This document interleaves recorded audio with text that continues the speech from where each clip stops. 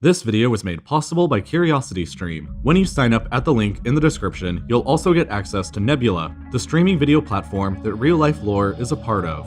For over 100 years now, Japan has been one of the world's most powerful civilizations. Her impact on culture, technology, and society has been among the greatest in history. But all of this is despite her civilization's spawn point being not necessarily the greatest. The core of Japanese civilization has always been based around the Japanese archipelago in the Pacific Ocean. Japan has always been an island civilization, and modern-day Japan consists of 6,852 different islands. Although there's really only 4 important ones that you need to know about: Hokkaido, Honshu, Shikoku, and Kyushu. All of these islands combined give Japan a land area that's roughly equivalent to the US state of California, but it's a lot more spread out than that. If you place Japan off the east coast of the United States, the southernmost islands would be south of Miami, while the northernmost would be above Halifax. And unlike California, Japan has a population of nearly 127 million people, more than 3 times the population in California. However, most of this population is concentrated into just a few small areas on the island of Honshu, and a topographic map helps to explain why. This is Japan's first major geographic weakness. The home islands are absolutely covered with mountains. 73% of Japan's total land area, in fact, is mountainous, which means that most of Japan's land is incredibly difficult and expensive to develop for human habitation. With only 27% of her land not being covered by mountains, it means that despite being much larger in overall territory, Japan has about the same amount of livable and workable land that South Korea has. Most of the Japanese population is, therefore, crowded and stuffed into highly concentrated, dense urban areas across the scattered plains in between the mountains, like the Nobi Plain, home to 7 million, or the Osaka Plain, home to over 19 million. Japanese civilization historically was based around the Osaka Plain, with the capital in Kyoto, before it was moved to the larger, more strategic, and more productive Kanto Plain in the 17th century. The Kanto Plain is the largest single area of flat land in Japan with the highest potential for agriculture and cheap expansion, and it's why today the plain is home to the largest urban area in the world, Tokyo, home to 3 out of every 10 Japanese, 38 million people concentrated into an area the size of Kuwait. All 3 of these plains are home to massive urban areas because of their flat land and location nearby to bays that allow for easy trade and transportation. And Japan has always had to rely on trade to maintain her status as a great power, because the biggest weakness in Japan's geography is maintaining her enormous population on an island that doesn't have enough resources to sustain it.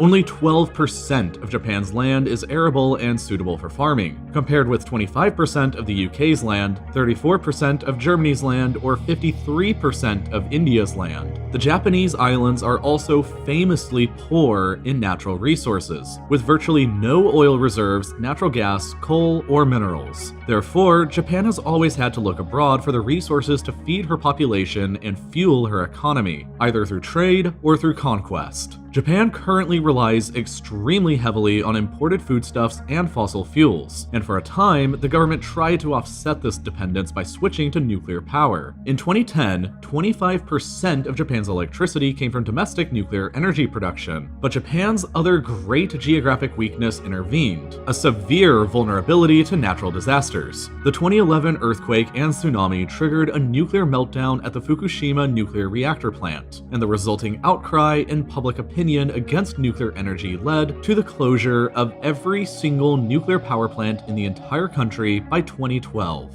Today, only 4% of Japan's electricity comes from nuclear power, and the country is even more dependent on fossil fuel imports, and another disaster could strike again at any time. Japan is, after all, one of the most vulnerable countries in the world to natural disasters, and certainly the most vulnerable great power by a wide margin. The top 2 most expensive disasters in human history both took place in Japan. the previously mentioned 2011 earthquake and tsunami that caused $411 billion in damages, and the 1995 Great Hanshin earthquake that caused $330 billion in damages. Japan's geographic location is, unfortunately, at the intersection of 4 different tectonic plates that are grinding and scraping past one another, which often causes huge earthquakes and devastating tsunamis. But those aren't the only disasters that Japan has to worry about. The intersection of these plates has also given the Japanese islands 108 current active volcanoes, 10% of all the active volcanoes in the world, which occasionally erupt to cause even more damage. The various natural disasters and rugged geography have made development in Japan historically difficult, but they also make any outside invasion of Japan a very difficult thing to accomplish. Throughout her entire history, Japan has never once been conquered by an outside power. And part of the reason for this is just because historically, Japan has been located pretty far away from all the other major world powers. China is located 800 kilometers away across an open ocean, and the only major time an invasion came from this direction was when the Mongols attempted to invade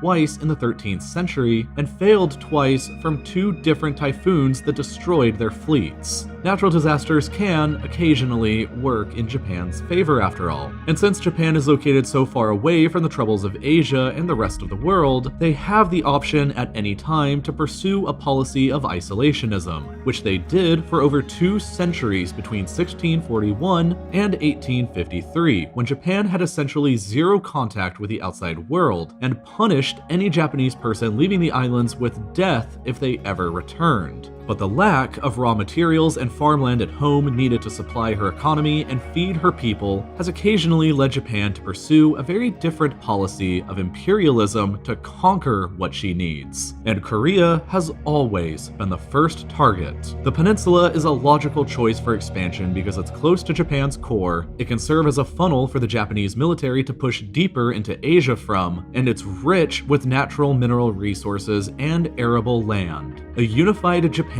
attempted to conquer Korea once for these reasons before the isolationist period in 1592, and then again in 20th century after the end of the isolationist period. Japan's rapidly industrializing economy in the 20th century demanded things like oil, coal, steel, and of course, food, all of which Japan's geography has relatively poor amounts of. And so, Japan set about on decades of conquest and war to secure those resources. She conquered Taiwan from China, defeated Russia and conquered Korea, attacked Germany and conquered her Pacific Islands, attacked China again to conquer Manchuria, and then eventually invaded all of China. It was a dangerous addiction that Japan struggled to satisfy, because every attack that Japan made resulted in even more international sanctions that restricted her ability to trade for resources and continue her war.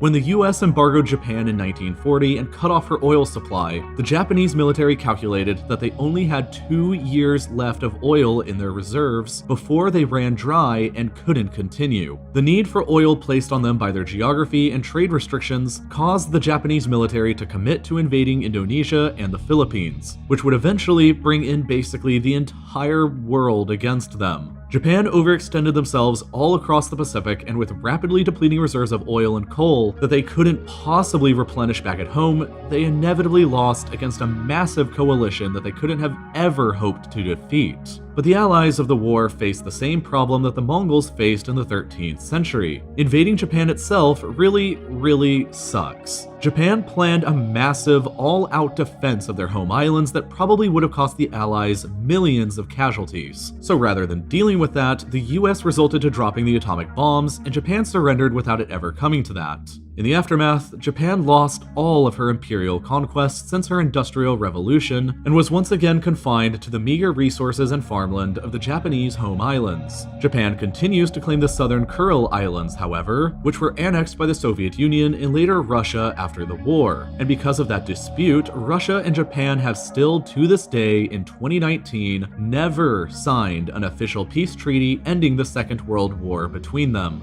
The Japan of today, however, manages its geography struggle by trading for its resources rather than conquering them. Japan has since specialized in automobiles, electronics, industrial equipment, and robotics, and trades these specialized goods for the raw materials and foodstuff that she desperately needs. 84% of Japan's energy and 50% of her meat is imported from other countries, and she is the world's largest importer of natural gas, second largest coal importer, second largest agricultural importer, and third largest oil importer. It's safe to say that Japan still struggles with her geographic limitations and still deals with them by seeking out resources abroad, just in a different manner than she has in the past. Of course, the way that Japan attempted to solve her geographic limitations in the past through conquest was not justifiable. However, if you want to see a much more in-depth video explaining how and why Japan fought World War II and how her geography hurt and helped, you should check out Apocalypse: The Second World War next on CuriosityStream, a glorious 6-part documentary series that explains the full history of the Second World War through archival footage that has been painstakingly colored in so that you can see the events the same way as the people who lived through it actually did.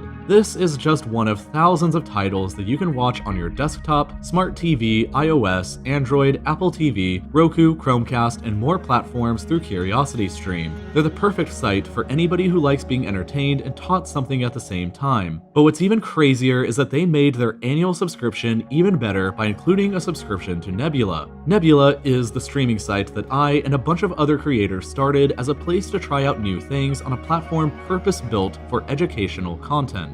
All new RealLifeLore videos go up there ad-free, and there's also a bunch of original, exclusive content from different creators, such as my car show. To get all of that, all you need to do is sign up for the annual plan, just $19.99 per year, at curiositystream.com/reallifelore, and then you'll get an email with a link to get your free Nebula subscription. Also, you'll be supporting all of these independent creators continue to independently create, which is pretty cool. And as always, thank you for watching.